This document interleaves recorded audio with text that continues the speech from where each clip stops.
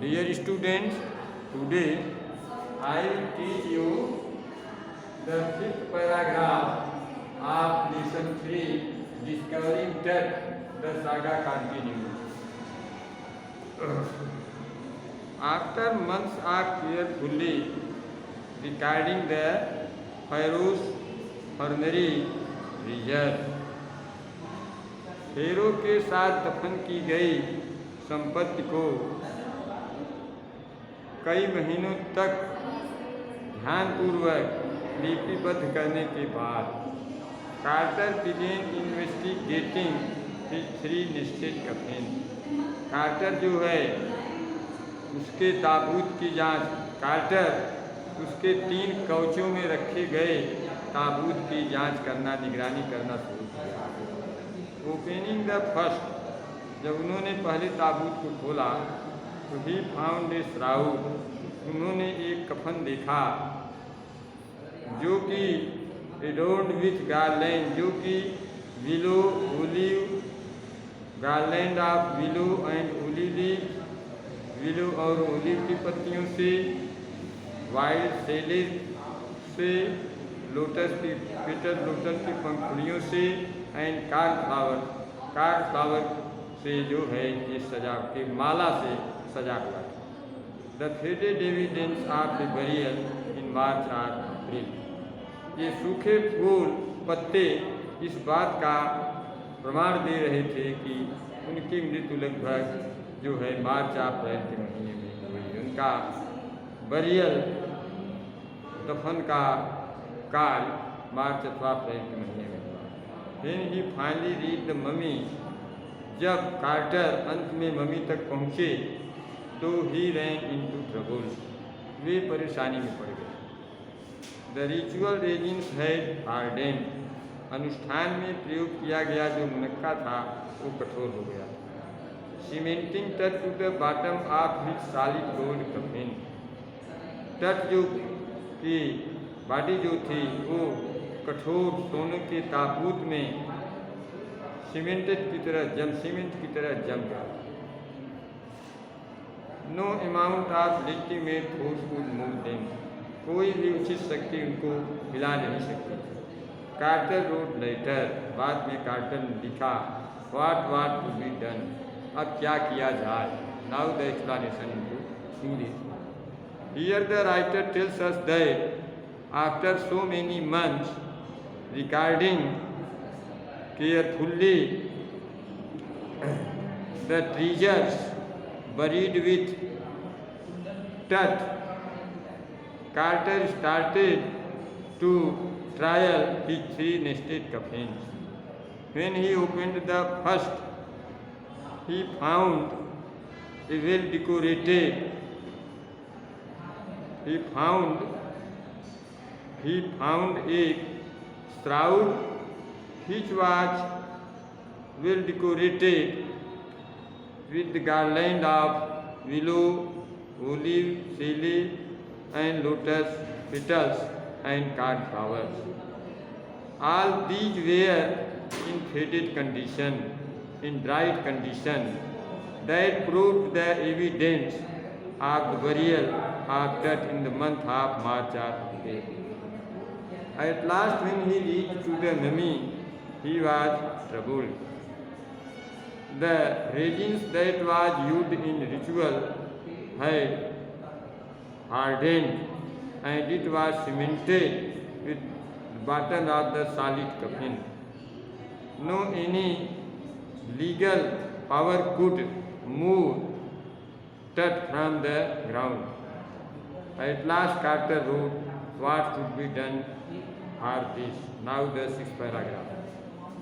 The sun can beneath. The sun can beat down like a hammer this far south in Egypt. मिस्र के इस सुदूर दक्षिण भाग में सूर्य जो है हथौड़े की तरह चोट कर सकता है। Carter try to use it to loosen the resins, उसी हथौड़े का प्रयोग कार्टर ने किशमिश को ढीला करने में जो है किया। For several hours he set the mummy outside in blazing sunshine. कई घंटों उन्होंने मम्मी को तपते हुए सूर्य के प्रचंड धूप में बाहर की तरफ रखा। They treated it to 149 degree Fahrenheit, जो 149 डिग्री फ़ारेनहाइट तक गर्म हो गया। नथिंग बस्ट, लेकिन कुछ हिला डुला तक नहीं। He reported with scientific detachment that, फिर उन्होंने बाद में वैज्ञानिक निर्लभ भाव के साथ लिखा, The consolidated material had to be chiseled, कि ठोस पदार्थ जो हैं उसे हथौड़े से जो है ठोस पदार्थ को हथौड़े से काटना पड़ा। From beneath the limbs and trunks, उनके अंग और धड़ के नीचे, before it was possible, हाँ, here in this paragraph, the writer tells us that just as the scorching heat, scorching sunlight of the sun rays beat like hammer to the far away south in Egypt, that hammer was used by Carter to lose the raisins from the body of Earth. For so many hours, he put the mummy outside in the blazing sunshine and it heated it near about 149 Fahrenheit. There was no any effect of heat. At last he reported with the scientific detachment that the solid materials that were used with the dead body dirt to be chiseled away from the under part of the limb and trunk. Only then it might so after it was raised from the ground. The remains of the dead body were raised from the ground. Now the 7th paragraph. In his defense, Carter really had little choice. अपनी सुरक्षा में quarter के पास बहुत कम choice था, बहुत कम choice के सुरक्षा में उसके पास कोई इशारा नहीं था, कोई रास्ता, कोई जरिया नहीं था। If he had not cut the mummy free, अगर वो मम्मी को काट के अलग न कर देते, he most certainly would have circumvented the guard. तो चोर लोग अवश्य ही गार्ड को धोखा दे देते, and ripped it apart to remove the gold, और उसको तोड़ करके जो है सोना को ले लेते, उसके बॉडी को तोड़ करके सोना उठा ले जाते। इन tough time the royal share fabulously victory, तट के ज़माने में राजसी परिवार जो था वो विस्मयकारी ढंग से ये सब बड़े समृद्धशाली होते थे। And they thought or hope, वे सोचते थे अथवा आशा करते थे, they could take their riches with them, कि मरने के बाद वे अपने सामान को अपने साथ जो है ले जा सकते थे।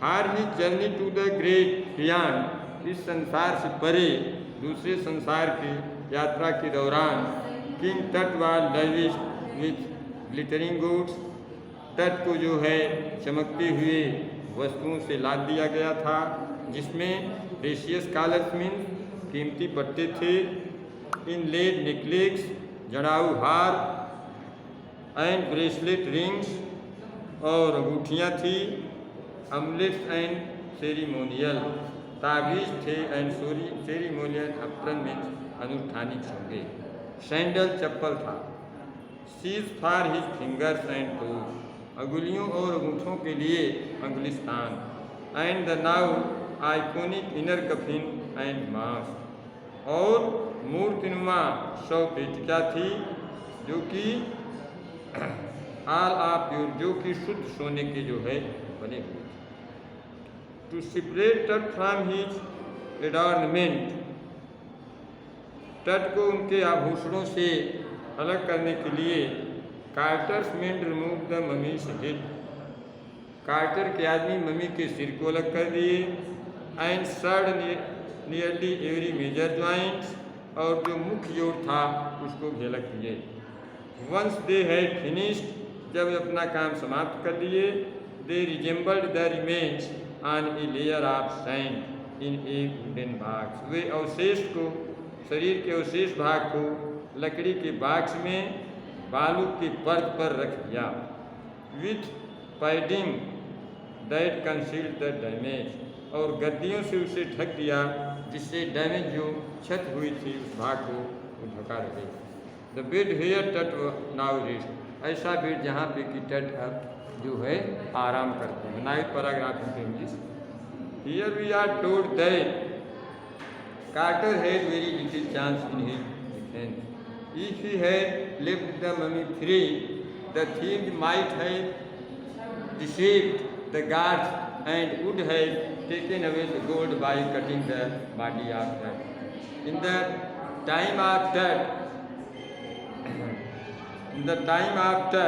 the royals were very wealthy person, and they thought they hoped that they would carry all the goods with them. And when that departed from this world, he was laden with different kinds of goods. For example, there were precious collars, necklaces, bracelets, rings, amulets, sandals, sheath of finger, and those, and different other kind of materials, and all of them were made of pure gold. To separate the dead body, separate the dead from his jewelry, Carter's men, first of all, Carter's men removed the head and other several male joints of Tur's dead body. When they had finished, they regathered the remains of the dead body and they put it into a box on the sand and covered with padding to conceal the damaged part. Here Tut rested again. Now that's all.